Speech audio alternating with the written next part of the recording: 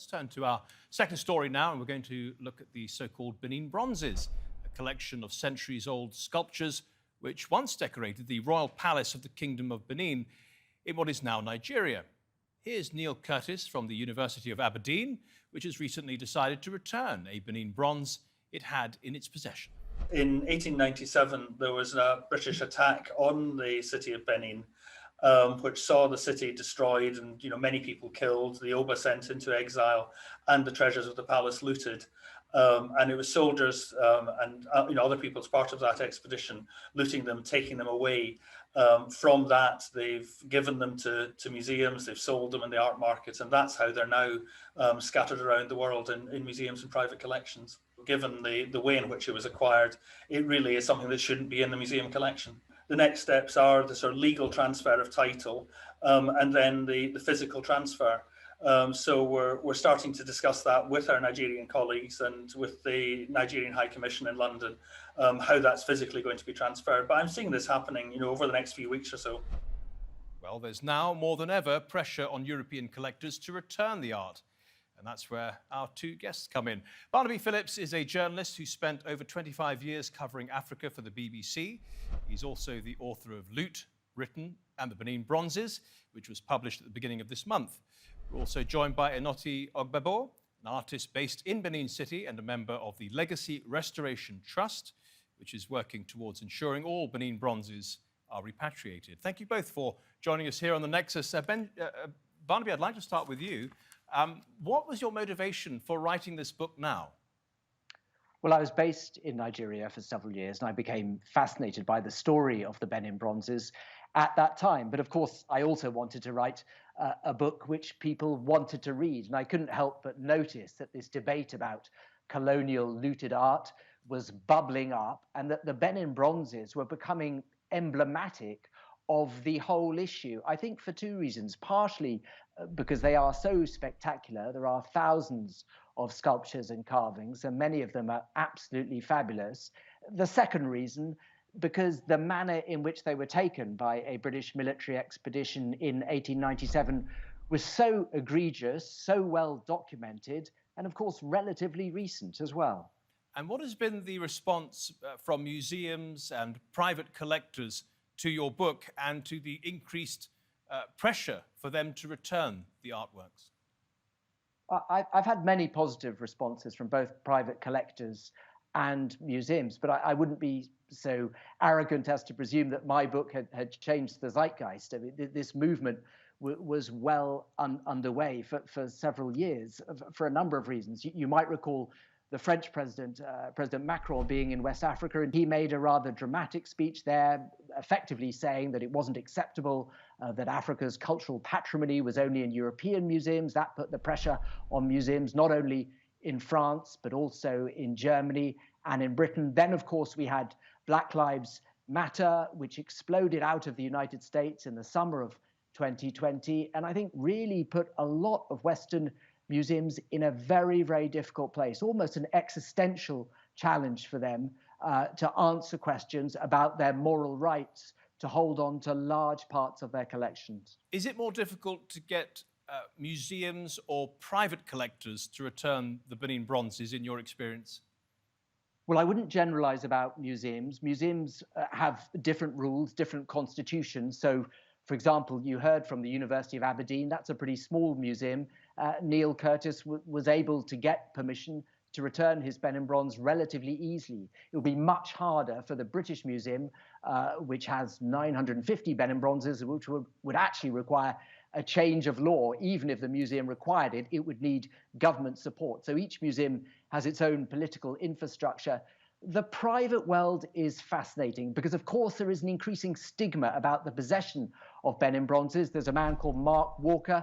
In 2014, he took the bold initiative of returning 2 Benin Bronzes, which his grandfather had taken in the 1897 expedition. But I've met other owners of Benin Bronzes who are much more reclusive, who have sold Benin Bronzes for large sums of money, or indeed I've met other descendants of the 1897 expedition soldiers who say that they have no intention of returning them, that as far as they're concerned, these are family heirlooms, history has run its course. And are institutions and private collectors still making the argument that they are worried about returning the Benin Bronzes because they cannot be sure that they will be looked after properly or will not be exploited by some unscrupulous local politicians, for example?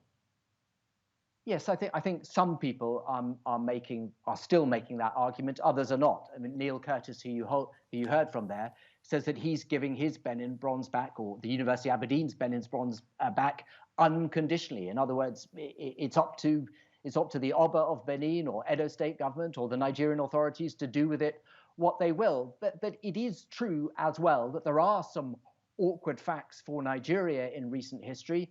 Nigerian museums do have a large collection of very fine Benin Bronzes. Of course, that collection is not nearly as large as perhaps one might argue it ought to be, not nearly as large as the collection in Britain or in Germany. But it's also true that Nigerian government museums have done a poor job at protecting their Benin Bronzes, at displaying them. In some cases, they've been unable to prevent their theft back into the European and American art market. But of course, what is so exciting about the current time, and I believe Inoti Ogbegbo in Benin City, who you're about to talk to, is that there is a new initiative and there is the prospect of a much brighter future for the Benin Bronzes back in Benin City. Exactly. Inoti, let's bring you in now. You're preparing or helping to prepare the museum that would receive all of these pieces.